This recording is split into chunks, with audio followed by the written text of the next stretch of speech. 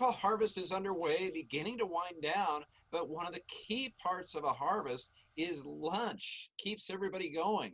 And sometimes you have to be creative when it comes to that lunch. Joining me now with more on this is Paula Peterson, a Common Ground volunteer. Paula, it's good to see you today. Good morning, John. How are you? Very good today, yeah. And maybe tell us a little bit about that, about getting creative and keeping those harvest lunches going. My goal is to take lunches out to the field. We take a half hour every day where we get out of the combines and tractors and sit down and have a sit down meal.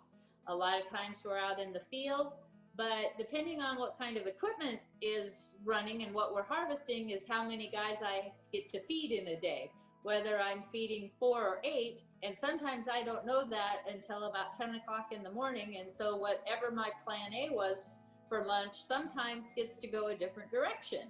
If I was planning on doing like a roasted chicken for 4 in the morning, and then I'm going to have 8 for lunch instead, you can throw some rice and veggies in it and make chicken enchiladas instead of doing your traditional roasted chicken.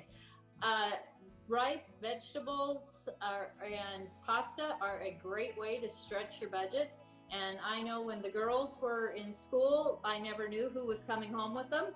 And so we never knew who was going to be for supper. And it was the same thing that I know people all around the country deal with every day. This is kind of something that applies to anyone, where not only are you being careful and you're coming up with creative ways for the harvest lunch, but you think about that too in your own kitchen.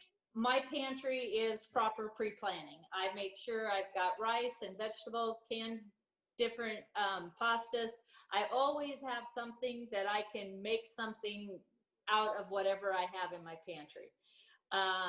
And it's so easy to do. I mean, you can throw a can of cream of mushroom soup in with rice and chicken, and you've got a full casserole, and you can feed 6 or 8 people.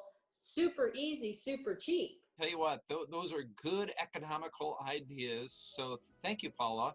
And you're coming back in a little bit with a recipe to share. I have a recipe for an overnight oatmeal that is a great addition to your lunchbox or just a morning snack. Sounds good. Okay, we'll see you in a few minutes.